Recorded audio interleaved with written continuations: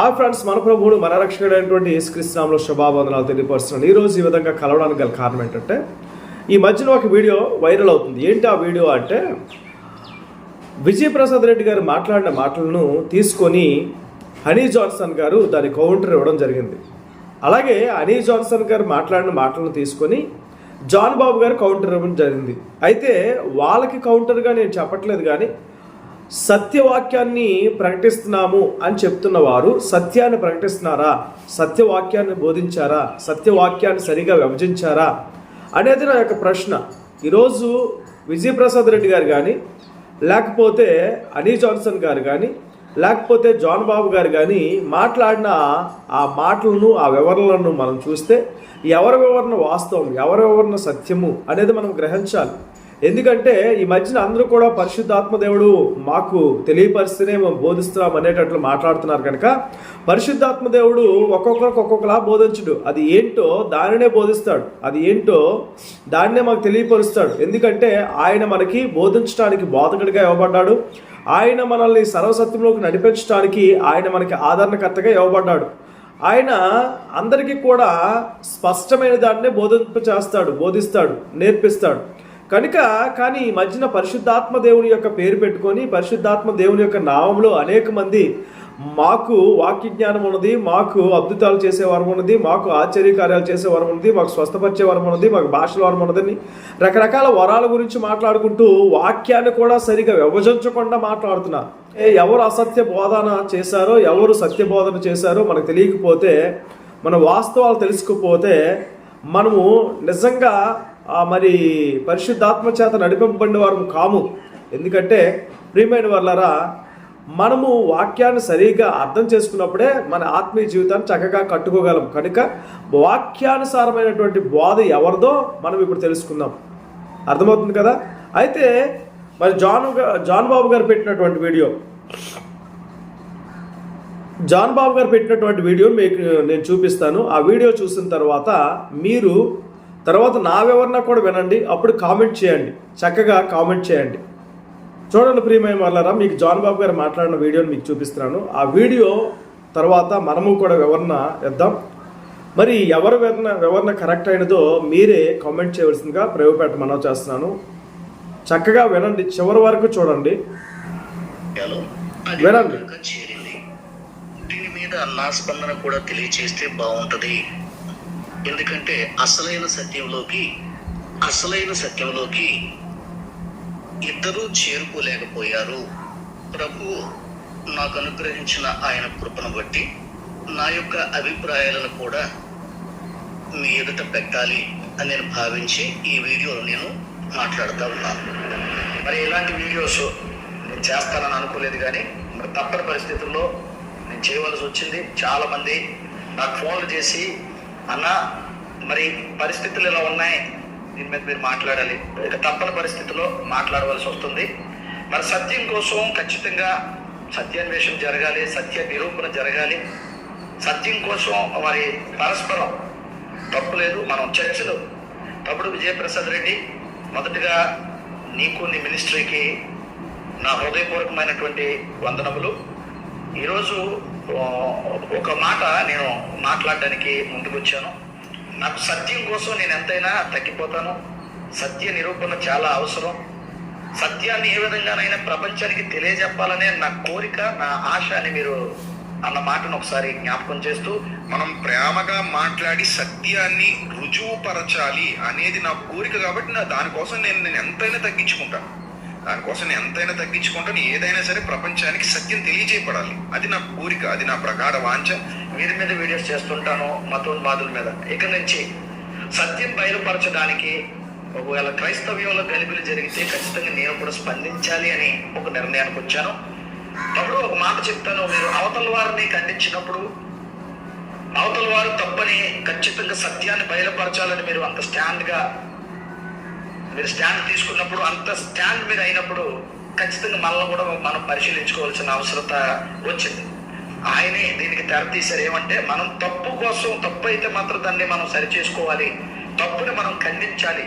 సత్యాన్ని ప్రపంచానికి బయలుపరచడానికి నేను ఎంతైనా తగ్గిపోతాను, ఎంత దూరమైనా వెళ్తానో, అదే నా కోరిక, అదే నా ఆకాంక్ష మీ ముందు పెడతాను. ఆయన ఏం మాట్లాడారో బైబిల్లో అది ఉందా లేదా, ఏం చెప్పింది వాక్యానుసారమా కాదు అన్నది మొదట మనం తెలుసుకోవాల్సిన అవసరం ఉంది. మొదట అందరూ కూడా చాలా జాగ్రత్తగా వినాలి. గతంలో ఎవరో వీడియో చేశారని కూడా నేను చూశాను. దానికి వెళ్తాం. ఆయన ఏం మాట్లాడారో ఒకసారి వీడియోలో చూడండి. మొదటిగా మొరపెడుతుంది, కావున నీ తమ్ముని రక్తమును నీ చేతిలో నుండి పుచ్చుకొనుటకు నోరు తెరిచి నీ నేల మీద ఉండకుండా నీవు శపింపబడిన వాడవు అన్నాడు.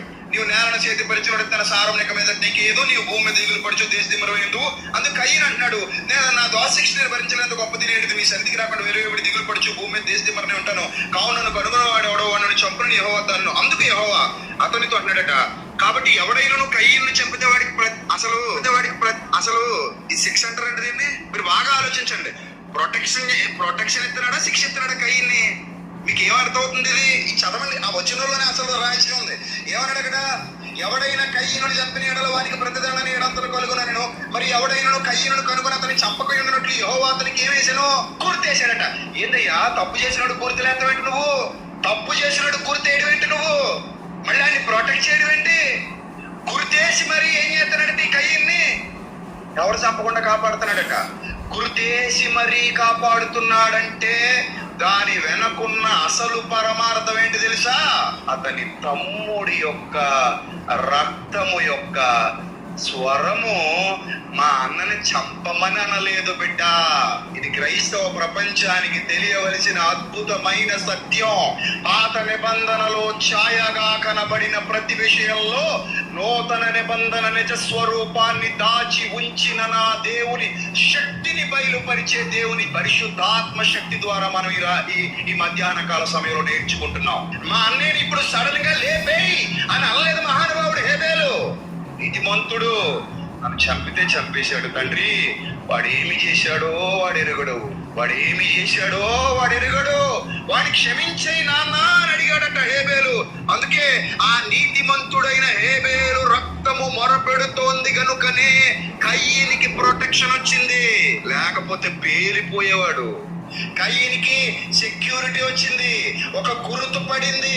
ఆ గుర్తు పడటం వల్ల ఇక ఎవడు కయ్యని ముట్టడానికి వీలు.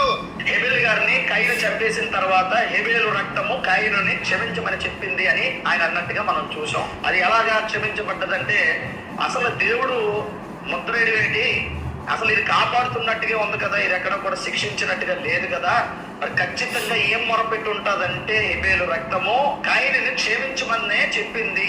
దీని సాదృశ్యం ఎక్కడుందంటే పాత నిబంధన సాదృశ్యం క్రొత్త నిబంధనలో ప్రతిదీ నా దేవుడు నిరూపితం చేశాడు, ఇది పరిశుద్ధాత్మ ప్రేరణతోనే బయలుపరిచారు అన్నట్టుగా కూడా మాట్లాడినట్టుగా మీరు విన్నారు.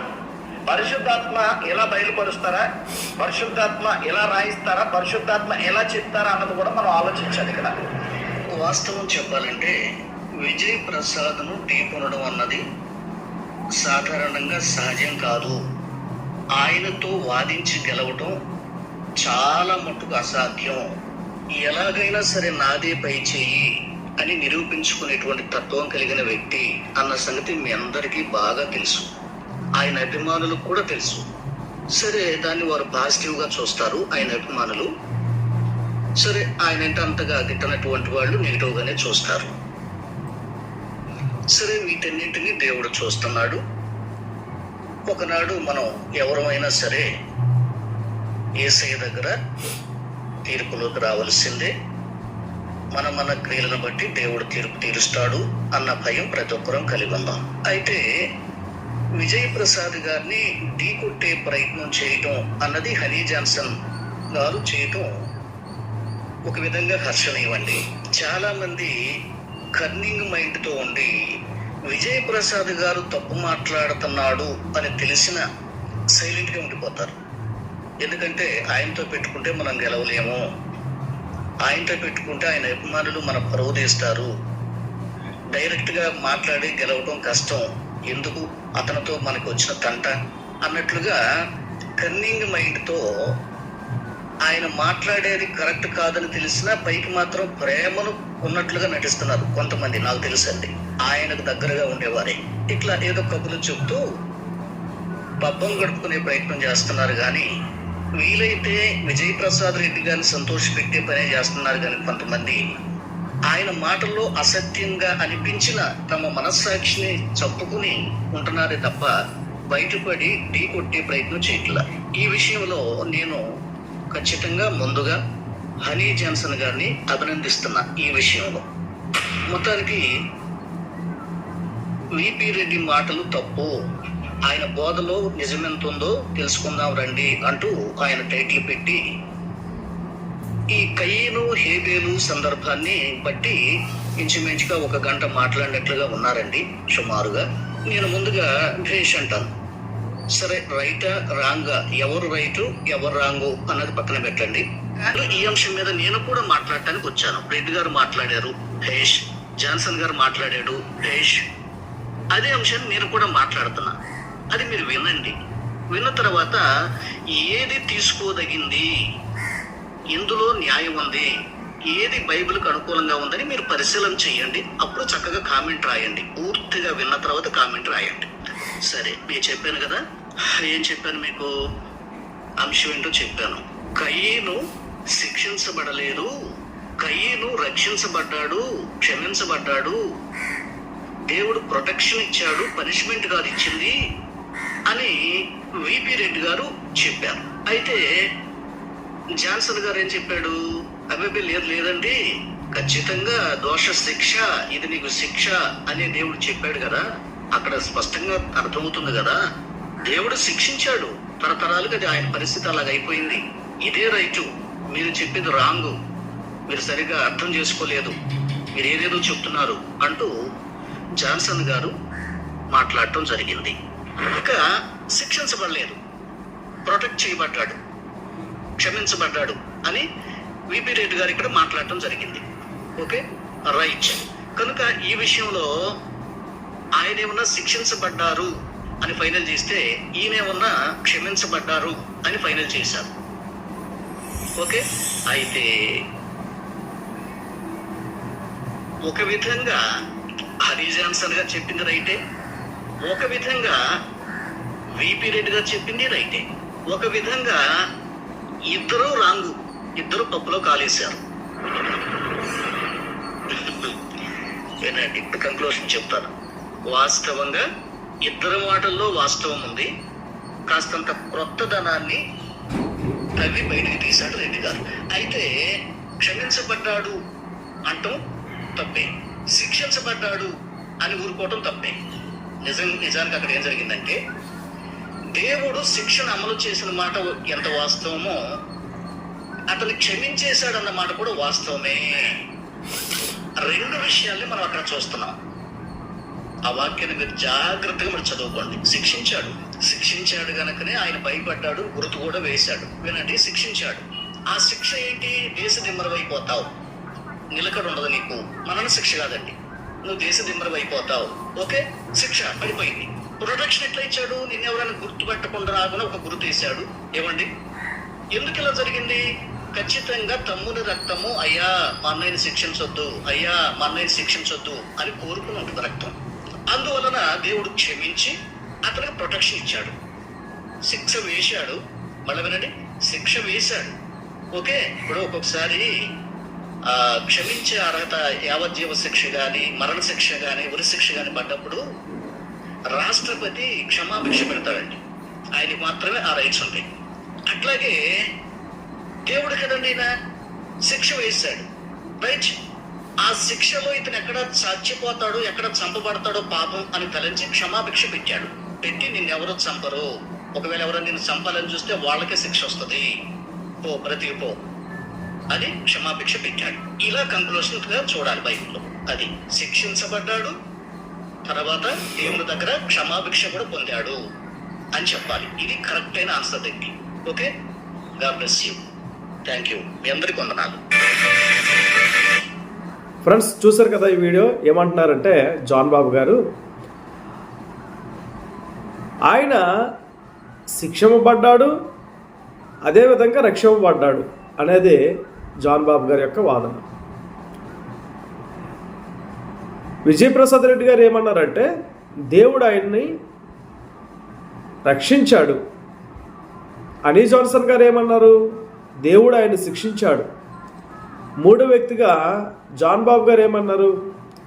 దేవుడు ఆయన్ని రక్షించాడు, అదేవిధంగా శిక్షించాడు. మొట్టమొదటిగా శిక్షించాడు, తర్వాత రక్షించాడు అనేది జాన్ బాబు గారి యొక్క వాదన. అయితే ఈ ముగ్గురిలో ఎవరిది వాస్తవం, ఎవరు సత్య బోధన చేస్తున్నారు, ఎవరు వాక్యానుసారంగా మరి బోధించారు, ఎవరు పరిశుద్ధాత్మ ప్రేరేపణతో నడిపింపబడుతున్నారు అనేది మనం తెలుసుకోవాలి. ఎందుకంటే ప్రతి క్రైస్తవునికి ఎవరు ఏం బోధిస్తున్నారో చాలా ప్రాముఖ్యంగా తెలుసుకోవాల్సిన అవసరత ఉంది. ఎందుకంటే అనేకులు ఆయన పేరట చెప్పి మనల్ని తప్పుడు మార్గాల్లోకి నడిపించి కుటుంబాలని పాడు చేస్తారంట. దీన్ని మరి ఆలోచించాలి అనే అందరూ కూడాను. అయితే ఈరోజు మనము ఈ విషయాన్ని కూడా ఆలోచించేద్దాం. ఒకసారి నావెవరిని అనగాని బైబిల్ ఏం చెప్తుందో దాన్ని ఒకసారి మనం ఆలోచన చేద్దాం, పరిశీలిద్దాం, పరిశోధన చేద్దాం. ఓకేనా? బైబిల్ ఏం చెప్తుందో తెలుసుకుందాం. మీరు బైబిల్ ఉంటే ఆదికాండము 4వ అధ్యాయం ఒకసారి తీయండి. ఆదికాండం 4వ అధ్యాయం. ఇక్కడ ఏం రాయబడి ఉందో మనం చక్కగా చదువుకుందాం ప్రియమైన వాళ్ళరా. ఆదికాండం 4వ అధ్యాయంలో మనం చూస్తే ఆదాము అవ్వలకి మొదటిగా కయీను పుడతాడు, తర్వాత హేబేలు పుడతాడు. అయితే కయీను వ్యవసాయం చేసేవాడు, నేలను సేద్యపరుస్తూ పంటను పండిస్తూ జీవించే వ్యక్తి. హేబేలు గొర్రెల కాపరి. అయితే ఒకరోజు కయీను ఏం చేశాడంటే తన పంట పొలంలో తన పంటను ప్రభువు దగ్గర తీసుకుని వచ్చాడు అర్పణగా. హేబేలు కూడా తన యొక్క మందలో నుంచి కొన్ని గొర్రెల పిల్లలు తీసుకుని వచ్చి ప్రభువుకి అర్పణగా ఇచ్చినట్లు మనం చూస్తాం. అయితే ఇద్దరు కూడా వారి యొక్క స్థితుల నుంచి అర్పణలు తీసుకుని వచ్చారు. అయితే కయీను అర్పణ దేవుడు అంగీకరించలేదు, కానీ హేబేలు అర్పణను దేవుడు అంగీకరించాడు. ఇక్కడి నుంచే అసలైన కథ స్టార్ట్ అవుతుంది. ఏంటి అంటే మనము మాట్లాడుకోవాల్సిన విషయం ఎక్కడి నుంచే ప్రారంభమవుతుంది. ఏంటి ఆ విషయము అని మనం ఆలోచన చేస్తే, ప్రియమైన వాళ్ళరా, 4వ అధ్యాయం 5వ వచనం నుండి చూడండి. కయీనును అతని అర్పణను ఆయన లక్ష్య పెట్టలేదు, కాబట్టి కయీనుకు మిక్కిలి కోపం వచ్చి అతడు తన ముఖము చిన్నబుచ్చుకొనగా దేవుడు ఏమంటున్నాడు చూడండి. యెహోవా కయీనుతో, నీకు కోపమేలా? మొదటి ప్రశ్న అండి. దేవుడు మొదటి ప్రశ్న వేశాడు కయీనుకి. నీకు కోపమేలా? ముఖము చిన్నబుచ్చుకున్నావేమి? నీవు సత్క్రియ చేసిన ఎడల తల ఎత్తుకొనవా? చూసారా, ప్రశ్నల మీద ప్రశ్నలు దేవుడు కయీనును అడుగుతున్నాడు. నీకు కోపమేలా? నీ ముఖము ఎందుకు చిన్నబుచ్చుకున్నావు? నీవు సత్క్రియ చేసిన ఎడల నీ తల ఎత్తుకోవా? సత్క్రియ చేయని ఎడల వాకిట పాపము పొంచియుండును, నీ ఎడల దానికి వాంఛ కలుగును, నీవు దానిని ఏలుదువు అని ప్రభు చెప్పాడు. అంటే ప్రభు ఇక్కడ ఏం చెప్తున్నాడంటే, నీ కోపం ఎందుకు? సత్క్రియ చేస్తే మంచిది, సత్క్రియ చేయు, అప్పుడు నీ తల ఎత్తుకుంటావు అని చెప్తున్నాడు. అంటే దేవుడు ఇక్కడ హెచ్చరిస్తున్నాడు, కయీను నువ్వు సత్క్రియ చేయలేదు, ఓకే, నీ అర్పణను నేను అంగీకరించలేదు, ఓకే, ఎక్కడి నుంచి అయినా నువ్వేం చేయాలంటే నీవు సత్క్రియ చెయ్యు, అప్పుడు నువ్వు తల ఎత్తుకుంటావని దేవుడు హెచ్చరిస్తున్నాడు. అయితే కయీను ఏం చేశాడు? దేవుని హెచ్చరికను పెడచోను పెట్టి దేవుని యొక్క హెచ్చరికను వదిలేసి దేవుని యొక్క హెచ్చరికకు విధేయత చూపించక అవిధేయుడై ఏం చేశాడంటే తన తమ్ముడిని పొలంలో చంపుతున్నాడు. మనము 8వ వచనాన్ని చూస్తే చూడండి. కయీను తన తమ్ముడైన హేబేలుతో మాట్లాడను. వారు పొలములో ఉన్నప్పుడు కయీను తన తమ్ముడైన హేబేలు మీద పడి అతనిని చంపెను. చూసారా, దేవుని యొక్క మాటకు విధేయత చూపించలేదు. కయీను నువ్వు సత్క్రియ చెయ్యి, నువ్వు తల ఎత్తుకుంటావు అనే మాటకు, అనే హెచ్చరికకు లోబడకుండా తన తమ్ముడిని చంపేశాడు ఇక్కడ కయీను.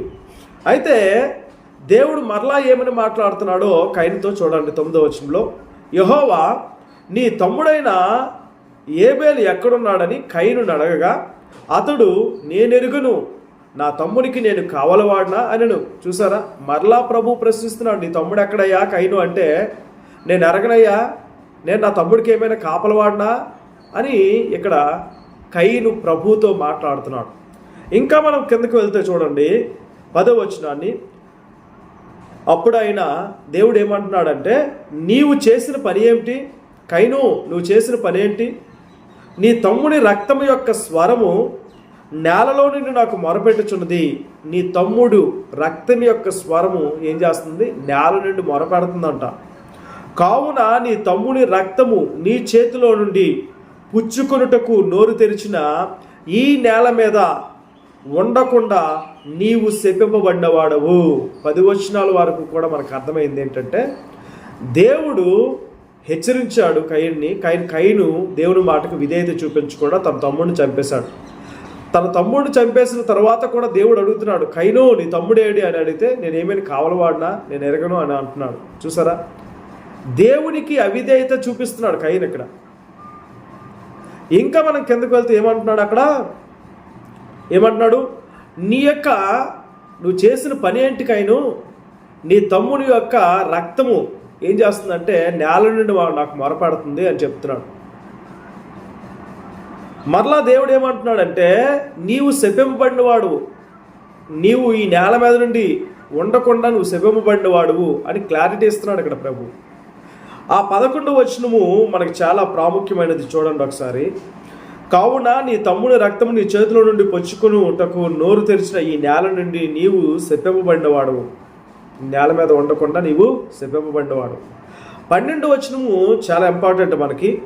నీవు నేలను సేద్యపరిచినప్పుడు అది తన సారము ఇక మీదట నీకు ఇయ్యదు, నీవు భూమి మీద దిగులు పడుచు దేశదిమ్మరవై ఎందువు. 12వ వచనము చాలా ప్రాముఖ్యమైనది ఇది కూడా.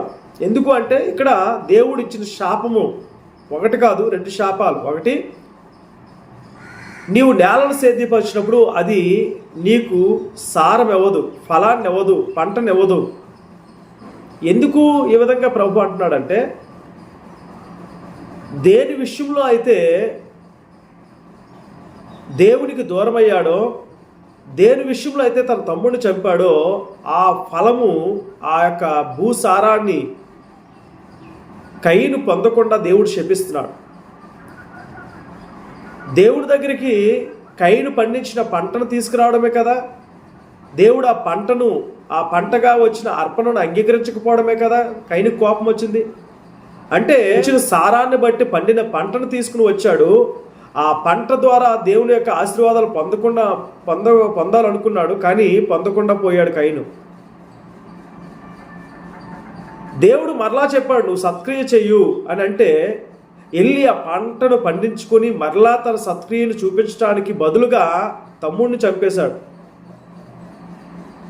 వెళ్ళి తన సత్క్రియను చేయలేదు.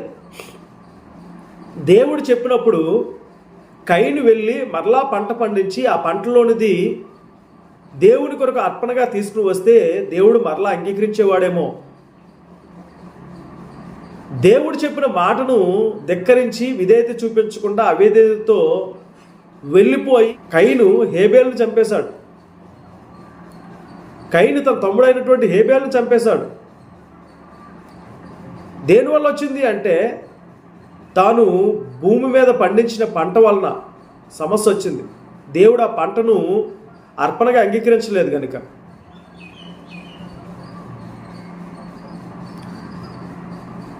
రెండవ శాపం ఏమిచ్చాడు ప్రభు? 1:12 వచనం బాగా చదవండి.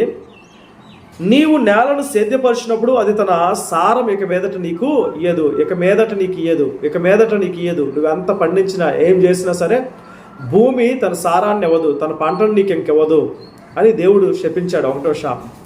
2వ శాపం ఏంటి అంటే, నీవు భూమి మీద దిగులు పడుచు దేశదిమ్మరమై తిరుగుదువు. 2వ శాపం. 1, భూమి తన పంటనివ్వదు. 2వది, నీవు దేశదిమ్మరమై తిరుగుతావు. ఈ 2 కూడా శాపాలు ఎవరికి వచ్చాయంటే కయీనుకి వచ్చాయి. ఎందువలనంటే, తాను అర్పించిన అర్పణ చక్కనిది కాదు, తాను సత్క్రియ చేయకపోవడం వలన, అలాగే తన తమ్ముడైనటువంటి హేబేలును చంపడం వలన, దేవుడి యొక్క మాటను ధిక్కరించడం వలన కయీను యొక్క జీవితంలో ఏమొచ్చిందంటే 2 శాపాలు వచ్చాయి. అయితే కయీను ఏమంటున్నాడు ఇక్కడ చూడండి, 13వ వచనంలో కయీను అంటున్నాడు, అందుకు కయీను నా దోష శిక్ష నేను భరించలేనంత గొప్పది అని మాట్లాడుతున్నాడు. నా దోష శిక్ష నాకు వచ్చిన శిక్ష భరించలేనంత గొప్పది. నిజమే కదా? ఎందుకు అంటే ప్రియమైన వాళ్ళారా, దేశ దిమ్మరమై తిరుగుతావు అంటే మనోడికి తిండి దొరకకపోవచ్చు, మనోడు పిచ్చివాడిలా తిరగవచ్చు. ఎందుకంటే పంట పండదు, భూమి మీద పండించాలనుకున్న పంట పండదు, ఆహారం దొరకదు, ఆకలితో అలమటించాలి, దేశ దిమ్మరిగా తిరగాలి, ఒక దగ్గర నివాసం లేదు, ఎక్కడెక్కడో తిరగాలి, ఎండకి వానకి మంచుకి ప్రతిదానికి కూడా. ఆయన చాలా శ్రమను అనుభవించాలి, ఆయనకు అర్థమైపోతుంది పరిస్థితి. అందుకే ఆయన అంటున్నాడు, నా దోష శిక్ష నేను భరించలేనంత గొప్పది. నేను ఈ విధంగా దిగులు పడుచు దేశ దిమ్మరగా తిరగడానికి బదులుగా నేను చచ్చిపోతే బెటర్ అనుకుంటున్నాడేమో. దేశ దిమ్మరగా తిరగడానికి బదులుగా నేను చనిపోతే మంచిది అనుకుంటున్నాడేమో. అందుకే ఆయన అంటున్నాడు, ఆ యొక్క 14వ వచనంలో ఏమంటున్నాడంటే, నేడు ఈ ప్రదేశం నుండి నన్ను వెళ్ళగొట్టితివి, నీ సన్నిధికి రాకుండా వెలివేయబడి దిగులు పడుచు భూమి మీద దేశ దిమ్మరనై యుందును. కావున నన్ను కనుగొని వాడెవడో వాడు నన్ను చంపునని యెహోవాతో చెప్పెను. నన్ను ఎవడైతే కనుగొంటాడో వాడు నన్ను చంపుతాడు. దేశ దిమ్మరగా తిరగడం కన్నా ఒకడి చేతిలో చచ్చిపోవడం బెటరు అనే ఆలోచనలో కయీను ఉన్నాడు అక్కడ. అందుకే ఎవడు నన్ను కనుగొంటాడో వాడు నన్ను చంపుతాడు అంటున్నాడు కయీను ఇక్కడ. కానీ ప్రభు ఏమంటున్నాడు తెలుసా? 15వ వచనం చాలా స్పష్టంగా మాట్లాడుతుంది. ఏమంటే, అందుకు యెహోవా అతనితో, కాబట్టి ఎవడైనను కయీనును చంపిన ఎడల వానికి ప్రతిదండన 7 వంతులు కలుగును. మరియు ఎవడైనను కయీనును కనుగొని అతనిని చంపకయుండునట్లు యెహోవా అతనికి ఒక గుర్తు వేసెను. కయీనును చంపకుండా ఉండడానికి యెహోవా కయీనుకు ఒక గుర్తేశాడు. కయీను ఎవరి చేతిలో కూడా చంపబడకూడదు. ఒకవేళ ఎవడైనా కయీనుని చంపితే వాడికి 7 అంతలు ప్రతిదండన లభిస్తుంది అని దేవుడు చెప్పాడు. ప్రియమైన వాళ్ళరా, ఈ విషయాన్ని చక్కగా ఆలోచన చేస్తే దేవుని యొక్క ఉద్దేశం ఏంటో మనకి అర్థమైపోతుంది. 14వ వచనం 15వ వచనం చక్కగా మనం ఆలోచన చేస్తే దేవుని యొక్క ఉద్దేశం ఏంటో మనం తెలుసుకోగలుగుతాం. ఏంటి అసలు దేవుని ఉద్దేశము అనేది మనం ఆలోచన చేస్తే, కయీనేమొచ్చి ఈ దోష శిక్ష నేను భరించలేనంత గొప్పది, ఇంక నేను నీ సన్నిధిని ఉండను, ఈ నేల మీద ఉండను, నేను దేశ దిమ్మరిగా తిరగాలి అని అన్నప్పుడు కయీను అంటున్నాడు, ఇలా నేను బ్రతకడం కన్నా నేను చనిపోవడం మంచిది, కనుక ఎవడైతే నన్ను కనుగొంటాడో వాడు నన్ను చంపుతాడు అని కయీను మాట్లాడినప్పుడు ప్రభు అంటున్నాడు, ఎవడైనా కయీనుని చంపితే వాడికి 7 అంతల ప్రతిదానం లభిస్తుంది, 7 అంతల శిక్ష వస్తుంది. రెండవది ఏంటంటే, కయీనుని ఎవడూ చంపకుండా దేవుడు కయీనుకు ఒక గుర్తేశాడు. ఈ రెండు విషయాలు మనకేం తెలియపరుస్తున్నాయి? ఈ 2 విషయాలు దేవుని ఉద్దేశాన్ని మనకు ఎలా బయలుపరుస్తున్నాయి, ఏమని బయలుపరుస్తున్నాయి అని మనం ఆలోచన చేస్తే, చూడండి, ఇప్పుడు నాకు శాపం వచ్చింది అనుకోండి, నేను శపింపబడ్డాను అనుకోండి, ఈ శాపం నాకు ఎందుకురా బాబు, నేను చచ్చిపోతే బెటరు అనిపించింది అనుకోండి, నన్ను ఎవడైనా చంపితే బాగుండు అని నేను ఎవరిపైన తిరగబడి వాడితో గొడవ పెట్టుకొని నన్ను చంపేటట్లు వాడిని ప్రేరేపిస్తే వాడు నన్ను చంపాడు అనుకోండి, నన్ను చంపిన తర్వాత నా శాపాన్ని నేను ఇంక అనుభవించను, నాకు వచ్చిన శిక్ష నేను అనుభవించను, ఎందుకంటే నేను చనిపోయాను కనుక. అదే నేను చావకుండా ఉంటే, ఎవరి చేతిలోనూ పడకుండా నేను చావకుండా ఉంటే, నా శిక్షను నేను నా ప్రాణం ఉన్నంత వరకు కూడా, నా ముసలి ప్రాయంలో కూడా, నేను మరణించినంత వరకు, మరణించాల పట్టినంత వరకు కూడా నేనేం చేయాలి? ఆ శిక్షను అనుభవించాలి, ఆ శాపాన్ని అనుభవించాలి. ఇక్కడ కయీను కూడా అదే భయపడిపోతున్నాడు, బాధపడుతున్నాడు. ఎందుకంటే నేను దేశ దిమ్మరనై తిరగాలి, నా శిక్ష చాలా భయంకరమైనది, ఇది నన్ను ఎవడైనా చంపితే బాగుండును అనుకుంటున్నాడు అక్కడ. కనుకనే ప్రభు ఎవడు కయీన్ని చంపకుండా ఉండాలని ఒక గుర్తేశాడు. ఎవడైనా కయీన్ని చంపితే వాడికి 7 అంతల శిక్ష వస్తుందని దేవుడు చెప్పాడు. ఇప్పుడు నన్ను ఎవడైనా చంపాడు అనుకోండి, నన్ను చంపినోడికి 7 అంతల శిక్ష వస్తుందంటే ఎవడైనా నన్ను చంపుతాడా? ఎవడూ చంపడు నన్ను. ఎందుకంటే నాకు వచ్చిన శిక్ష ఏంటో వాడు చూస్తూ నన్ను ఎలా చంపగలుగుతాడు? నా శిక్ష బహు ఘోరమైనది. ఆ శిక్ష ఆడి మీదకి వస్తుందంటే ఎవడైనా చంపుతాడంటే చంపడు ఎవడు కూడా. ఎందుకు చంపడంటే వాడికి వచ్చిన శిక్ష నాకు వస్తే, అది కూడా 7 అంతల శిక్ష వస్తే నేను భరించగలనా? అటువంటి శిక్ష మనకెందుకు? మనం చక్కగా మన జీవితం మీద గడుపుదాం అనుకుంటారు, కానీ నన్ను ఎవడు చంపడు. నాకు వచ్చిన శిక్ష, నాకు వచ్చిన శాపాన్ని వాడు తీసుకొని, 7 అంతల శాపాన్ని తీసుకొని వాడు అనుభవించాలనుకోడు. రెండో విషయం ఏంటంటే, దేవుడు ఎవడు కూడా కయీన్ని చంపకుండా ఉండడానికి ఒక గుర్తేశాడు. అర్థమవుతుందండి? దేవుని ఉద్దేశం ఇక్కడ ఏంటి అంటే, కయీను చంపబడకూడదు, తన శిక్షను తను అనుభవించాలి, తన జీవితం అంతా కూడా తన శిక్షను అనుభవించాలి. అంటే దేవుడు ఇక్కడ ప్రొటెక్ట్ చేయట్లేదు కయీన్ని, శపించాడు, శిక్షించాడు కయీన్ని. తన జీవితం అంతా కూడా ఆ శిక్షను అనుభవించాలని, ఆ శాపాన్ని అనుభవించాలని దేవుని యొక్క ఉద్దేశం ఇక్కడ. అర్థమవుతుంది కదా? అయితే వీళ్ళన్ని మాటలు మనము ముందు చూసాం కదా. హేబేలు యొక్క రక్తము ఏమని మొరపెట్టిందంట? నా అన్నని ఏమీ చేయొద్దు, నా అన్నని రక్షించు, నా అన్నని శపించొద్దు, నా అన్నని శిక్షించొద్దు అని మొరపెట్టిందంట. వీళ్ళు చెప్తున్నది. హేబేలు రక్తం అలా చెప్పిందా? హేబేలు రక్తం అలా చెప్పిందా? లేకపోతే హేబేలు రక్తం అలా చెప్పుంటుందా? జాన్ బాబు గారు అయితే మరీ ఏమంటున్నారంటే, అసలు హేబేలు రక్తము శిక్షణ కోరుకుంటే హేబేలు నీతిమంతుల యొక్క జాబితాలో ఉండడు, నీతిమంతుడే కాదు అనేటట్లు జాన్ బాబు గారు మాట్లాడుతున్నారు. ప్రియమైన వర్లారా, నేను మీకు కొన్ని విషయాలను చూపించి మాట్లాడాలని ఆశపడుతున్నాను. ఏంటి అంటే, ఒకసారి బైబిల్ గ్రంథంలోనికి వెళ్దాం. మనకు తెలిసిన విషయాలే. యేసు ప్రభు సిలువలో, వీళ్ళు యేసు ప్రభుతో హేబేలును పోల్చారు కదా. ఒకసారి యేసు ప్రభు దగ్గరికి వెళ్దాం. యేసయ్య సిలువలో వేలాడుతున్నప్పుడు, తండ్రి వీరు ఏమి చేయుచున్నారో వీరు ఎరుగరు కనుక వీరిని క్షమించు అని మాట్లాడుతున్నాడు. చూసారా? అక్కడ తనని హింసించిన వారి కొరకు యేసు ప్రభు ప్రార్థన చేస్తున్నారు. తండ్రి వీరు ఏమి చేయుచున్నారు, వీరు ఎరుగరు కనుక వీరిని క్షమించు అని. అక్కడ పరలోకమందున్న తండ్రి యేసయ్య ప్రార్థన విని వాళ్ళని క్షమించాడు, శిక్షించలేదు. బాగానే ఉంది. ఇప్పుడు హేబేలు దగ్గరికి వద్దాం. హేబేలు రక్తము ఇలా ప్రార్థన చేసిందా? హేబేలు పరలోకముందున్న దేవునికి, తండ్రికి ఇలా ప్రార్థన చేశాడా? తండ్రి దేవా, నా అన్నను చంపకు, నా అన్నను శిక్షించకు, నా అన్న పైన ఎటువంటి శాపాన్ని తీసుకురాకు అని హేబేలు ప్రార్థన చేశాడా?